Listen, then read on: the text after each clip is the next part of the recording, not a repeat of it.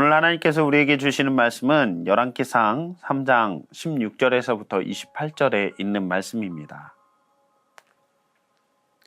하루는 창녀 두 사람이 왕에게 와서 그 앞에 섰다. 그 가운데서 한 여자가 나서서 말을 하였다. 임금님께 아뢰입니다. 저희 두 사람은 한 집에 살고 있습니다. 제가 아이를 낳을 때 저 여자도 저와 함께 있었습니다. 그리고 제가 아이를 낳은 지 사흘 만에 저 여자도 아이를 낳았습니다. 그 집 안에는 우리 둘만 있을 뿐이고 다른 사람은 아무도 없었습니다. 그런데 저 여자가 잠을 자다가 그만 잘못하여 자기의 아이를 깔아뭉개었으므로 그 아들은 그날 밤에 죽었습니다. 그런데 이 종이 깊이 잠든 사이에 저 여자가 한밤중에 일어나서 아이를 바꾸었습니다. 저희 옆에 누워있는 저희 아들을 데리고 가서 자기 품에 두고 자기의 죽은 아들을 저의 품에 뉘어놓았습니다. 제가 새벽에 저희 아들에게 젖을 먹으려고 일어나 보니 아이가 죽어 있었습니다. 아침에 제가 자세히 들여다보았는데 그 아이는 제가 낳은 아들이 아니었습니다. 그러자 다른 여자가 대들었다. 그렇지 않다는 것이었다. 살아있는 아기가 자기의 아들이고 죽은 아이는 다른 여자의 아들이라고 우겼다. 먼저 말을 한 여자도 지지 않고 살아있는 아이가 자기 아들이고 죽은 아이는 자기 아들이 아니라고 맞섰다. 그들은 이렇게 왕 앞에서 다투었다. 왕은 속으로 생각하였다. 두 여자가 서로 살아있는 아이를 자기의 아들이라고 하고 죽은 아이를 다른 여자의 아들이라고 한다. 그렇다면 좋은 수가 있다. 왕은 신하들에게 칼을 가져오게 하였다. 신하들이 칼을 왕 앞으로 가져오니 왕이 명령을 내린다. 살아있는 이 아이를 둘로 나누어서 반쪽은 이 여자에게 주고 나머지 반쪽은 저 여자에게 주어라. 그러자 살아있는 그 아이의 어머니는 자기 아들에 대한 모정이 불타올라 왕에게 애원하였다. 제발 임금님, 살아있는 이 아이를 저 여자에게 주어도 좋으니 아이를 죽이지 말아 주십시오. 그러나 다른 여자는 어차피 내 아이도 안 될 테고 내 아이도 안 될 테니 차라리 나누어 가지자 하고 말하였다. 그때 드디어 왕이 명령을 내렸다. 살아있는 아이를 죽이지 말고 아이를 양보한 저 여자에게 주어라. 저 여자가 그 아이의 어머니이다. 모든 이스라엘 사람이 왕이 재판한 판결 소식을 들었다. 그리고 백성들은 왕이 재판할 때에 하나님께서 주시는 지혜로 공정하게 판단한다는 것을 알고 왕을 두려워하였다. 이스라엘의 왕 솔로몬은 하나님께 송사를 분별하는 지혜를 원했고 하나님께 선물로 받았습니다. 오늘 본문은 솔로몬의 지혜를 가장 잘 보여주는 본문이고 우리가 가장 많이 아는 이야기 중에 하나입니다. 제 기억으로는 교과서에서도 본 기억이 있을 정도로 지혜에 관한 이야기가 나오면 어김없이 이 솔로몬의 지혜, 이 이야기를 많이 다루게 됩니다. 이 문제는 사회적으로 가장 낮은 신분이자 천시받았던 두 창기들의 소송 문제였습니다. 솔로몬이 판결을 아주 지혜롭게 하여 아이의 진짜 어머니를 찾아준 결과에만 우리는 집중을 할 수 있겠지만 솔로몬 왕이 판결해야 하는 이 문제를 가지고 온 사람들이 창기였다라는 사실은 참으로 놀랍습니다. 하나님의 백성을 다스리는 한 나라의 왕이 멸시받는 약자들에게까지 그 돌보는 모습을 보여주면서 하나님의 정의와 공의는 신분의 한계를 묶여 있는 것이 아니라 모든 이들에게 동일하게 적용돼야 할 정의와 공의임을 우리는 알 수 있는 것이죠. 이 사건의 발단은 이렇습니다. 한 집에 살던 두 창기가 있었는데 3일 간격으로 아이를 낳게 됩니다. 그 중에 한 창기가 자다가 부주의로 자기 자식을 죽게 하고 다른 창기의 자식과 바꿔치기를 하면서 문제가 일어납니다.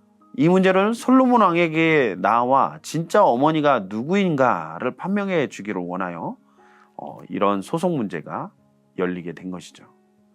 친자를 확인할 수 있는 과학적인 어떤 발달이 되지 못한 시기에 목격자도 없이 두 여인의 증언만으로 판명을 하기란 참으로 쉽지 않은 것이죠. 이 사건이 왕인 솔로몬에게까지 온 이상 판명을 해주어야만 하는 상황이었습니다.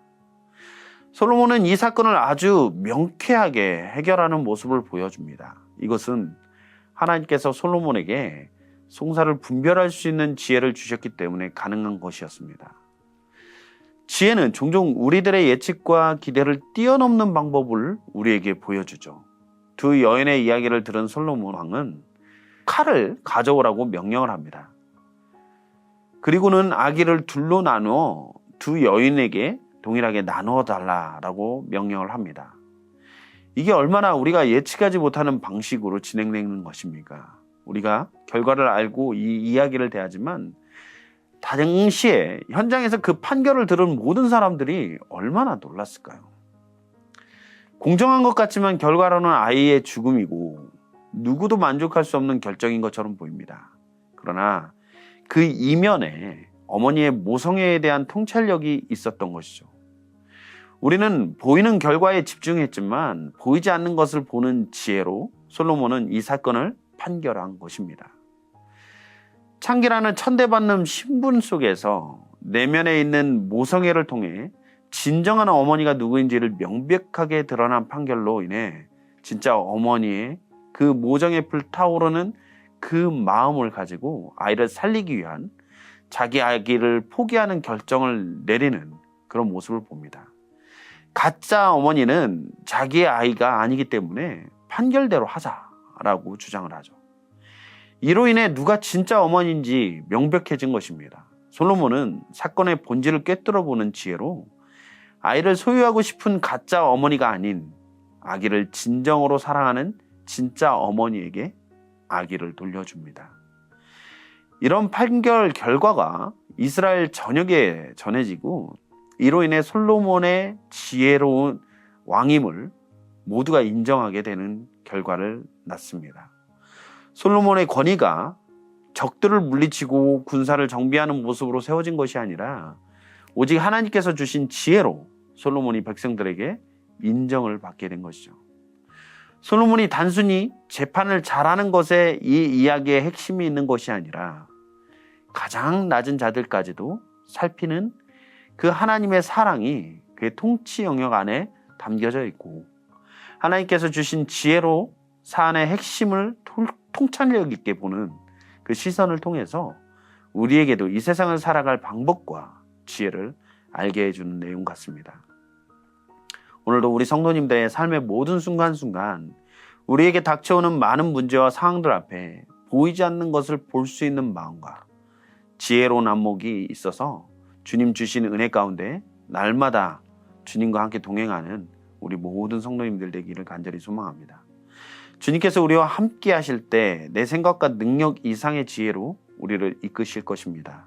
그러한 주님을 인정하며 믿음으로 살아가는 오늘 하루의 삶이 되기를 간절히 소망합니다. 기도하시겠습니다. 사랑의 하나님, 너무나도 감사합니다.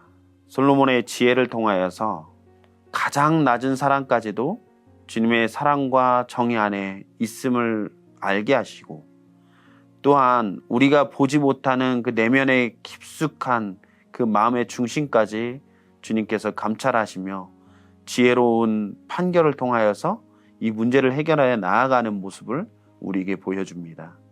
오늘 하루의 삶 가운데에서도 세상 가운데 많은 도전도 있고 또 많은 문제와 상황 앞에서 우리가 어떠한 결정을 해야 할 때 하나님 주시는 이러한 마음 가지고 나아가는 우리 미랄교회 모든 성도님들 될 수 있도록 주님 인도하여 주시옵소서.